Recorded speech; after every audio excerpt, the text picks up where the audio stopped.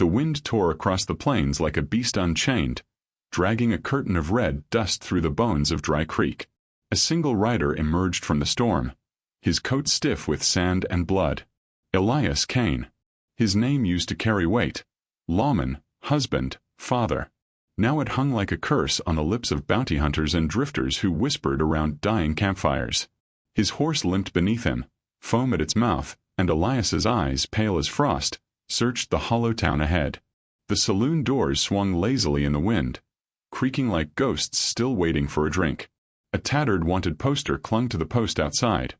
Asterisk Elias Kane, dead or alive.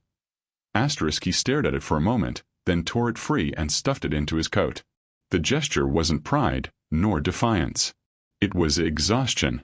He pushed through the doors, the hinges crying out like old wounds.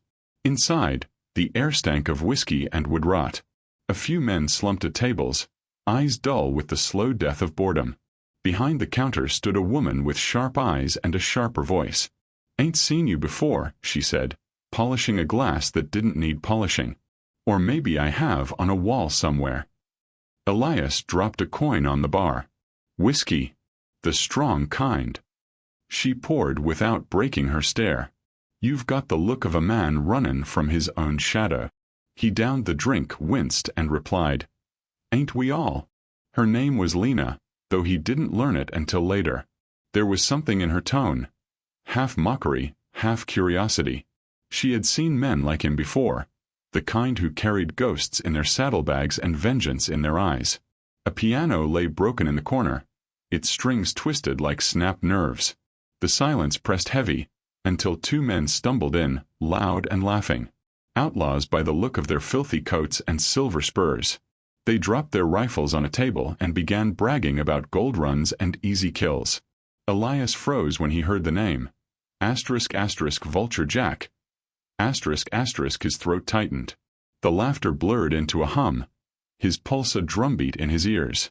Jack. The man who burned his home, who took everything that once made him human.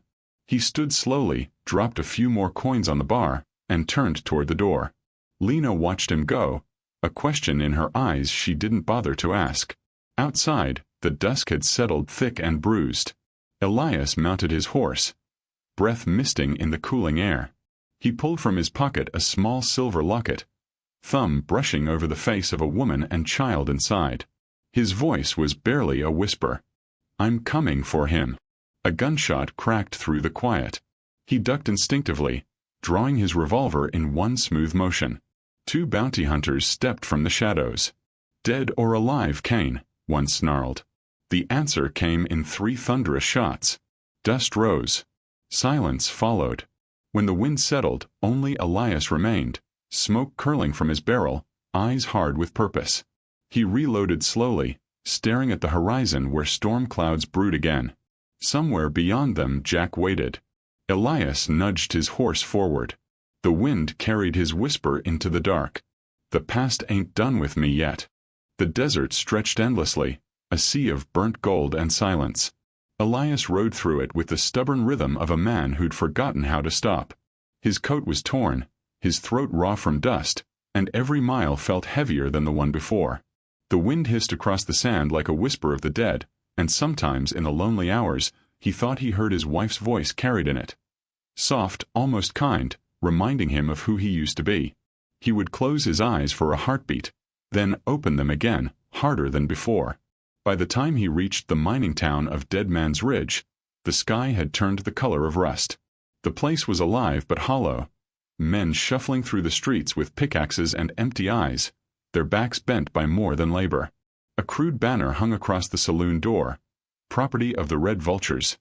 Elias's jaw tightened. Jack's reach had spread far.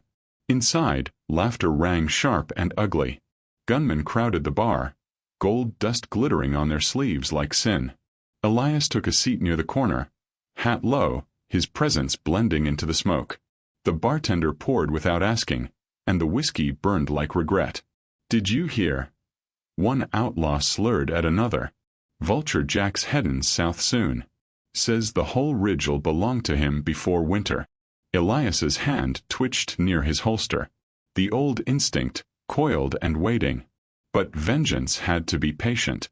He finished his drink, eyes tracing the mirror behind the bar, watching their movements through fractured glass. Then one of them noticed him. "Hey, stranger," the man drawled, staggering closer. "Ain't seen you around. You lookin' for work or trouble?" Elias lifted his head, voice low and calm. "Just a quiet drink." "Quiet ain't free here," the outlaw sneered. The next moment cracked like lightning. A glass shattered, a table flipped, and the room erupted into chaos. Elias moved with the precision of a ghost, each shot measured, each step deliberate. The air filled with smoke and panic. When it cleared, 3 men lay still, and the others scattered into the streets. The silence that followed was almost sacred. Elias holstered his gun, breath steady but eyes distant. In the corner, a boy no older than 10 crawled out from beneath a table, his face streaked with soot. "Mister," he whispered, "you gonna kill all the bad men?" Elias knelt, studying the child. Something in the boy's gaze, innocent, unbroken, stabbed at the hollow place inside him. "Only the ones that need killin'," he said softly. He left coins on the counter, though no one dared to collect them. As he stepped outside, the fading sun painted the ridge in fire. A familiar voice called from behind. Lena, reins in hand, eyes flashing with both irritation and curiosity. "You sure know how to make an entrance." Elias managed the faintest smirk. "You followed me. Someone's got to keep you alive long enough to finish this fool's ride." A distant rumble rolled through the air. Thunder, or maybe dynamite. Elias looked toward the northern hills, where smoke curled faintly against the dying light. He mounted his horse, face shadowed beneath his hat. "Then let's finish it," he said. And the two rode toward the storm. The night was cold and brittle, the kind that swallowed sound and memory alike. Elias crouched beside the dying campfire, a strip of bandage wound tight across his arm. Blood had crusted along the edges, but he didn't flinch. Lena sat opposite him, her face flickering in the firelight, eyes hard with questions she didn't ask.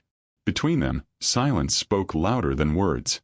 The desert stretched out beyond the fire's glow, vast and merciless. Somewhere out there, beyond the dunes and shadows, Vulture Jack waited. Elias stared into the flames, seeing shapes that weren't there. His wife's smile, his son's laughter, then the fire that took them both. He closed his eyes and spoke quietly, more to the dark than to her. "I used to think justice was simple. You catch the bad men, you hang him, and the world gets a little cleaner. Turns out, blood don't wash that easy." Lena leaned forward, tossing a twig into the fire. "So what's this about then? Revenge or redemption?" He gave a tired half-smile. "Maybe I can't tell the difference anymore." Dawn came thin and pale, painting the rocks in silver. They saddled their horses in silence and rode north. The land changed, rivers of stone and canyons carved like scars. The wind carried the stench of smoke and gunpowder before the fort even came into view. It sat atop a rise, an old military post twisted into something cruel. Men patrolled the walls with rifles slung low and gold dust staining their boots. The banners of the red vultures snapped in the wind. Elias studied the fortress from a ridge. "That's where he is," he muttered. "Jack built his kingdom on stolen bones." Lena squinted through her spyglass. "Looks like hell." He checked his revolver, every motion deliberate, almost reverent. "Then it's the right place for both of us." When darkness fell, they moved like ghosts. Shadows swallowed them as they crept along the outer wall. A guard passed close. Lena's knife flashed once, clean and silent. Elias climbed through a broken window, boots landing on the cold stone floor of what used to be a chapel. The place reeked of oil and greed. Gold bars were stacked against the altar, an offering to something soulless. He planted the dynamite with steady hands. The fuse coiled like a serpent waiting to strike. Sweat beaded on his brow, though the night was cool. Somewhere deep inside the fort, he heard laughter, Jack's voice unmistakable, cruel and confident. Elias followed the sound through narrow halls until he reached a door marked with bullet holes. He pushed it open slowly. There sat Vulture Jack, lounging behind a desk, a revolver resting in easy reach. On his chest, gleamed Elias's old sheriff badge, tarnished and bent. "Well, hell," Jack drawled, grinning wide. "Didn't think the ghost of Dry Creek had the guts to walk in here." Elias stepped forward, gun raised, voice flat and cold. "You took everything from me." Jack laughed, eyes glinting. "And look at you now. Just another killer dressed like a preacher." Elias's finger tightened on the trigger. The fuse hissed in the distance. Jack leaned back, still smiling. "You look just like the day I killed your wife." The gun went off. The dynamite roared. The world split open in fire. Smoke rolled across the valley like a living thing, thick with the scent of gunpowder and scorched earth. The fort was gone. Only a skeleton of flame and ruin remained. Elias stumbled through the wreckage, his boots crunching over broken glass and twisted metal. His coat was torn, his face streaked with soot, but his eyes were clear for the first time in years. The dynamite had done its work. The empire of the red vultures lay in ashes. He found Jack half buried under a beam, coughing blood, the tarnished badge still pinned to his chest. The outlaw's grin was faint now, worn thin by pain. "So this is how it ends, lawman," he rasped. "Ain't no glory in dying out here." Elias knelt beside him, silent. The revolver hung heavy in his hand, but the anger had burned itself away. What remained was quieter, sadder. He reached down, tore the badge free, and looked at it for a long moment. "You were right," he said softly. "There's no glory. Just ghosts." He stood, leaving Jack to the fire that was already claiming him. Outside, dawn was breaking over the desert. The first light touched the horizon, pale and trembling. Lena emerged from behind the rubble, her face smudged but unbroken. A small figure trailed behind her, the boy from the saloon, wide-eyed and silent, clutching a battered hat too large for his head. "You're still alive," she said, half a statement, half disbelief. "Maybe," Elias replied. "Or maybe I just ran out of ways to die." She smiled faintly, relief and sorrow tangled together. Around them, the last of the flames hissed into smoke. Gold melted in the dirt, turning to mud and dust, the perfect grave for greed. Elias looked down at the badge in his hand, its edges blackened and warped. Slowly, he dropped it into the sand. The wind buried it in moments. "What now?" Lena asked. Elias gazed toward the open plain, the endless horizon calling like a hymn. "There's a town west of here," he said. "Needs rebuilding. Maybe they'll need a man who knows how to start over." The boy tugged at his sleeve. "You gonna be the sheriff again?" Elias crouched to meet his eyes. "No, son. Just a man trying to live right this time." They rode out together as the sun climbed higher, cutting through the smoke. The land stretched before them, scarred, vast, and strangely beautiful. The silence wasn't empty anymore. It was peaceful, alive with the promise of something new. Far behind them, the fire burned itself to embers, and with it, the last echo of vengeance faded into the wind.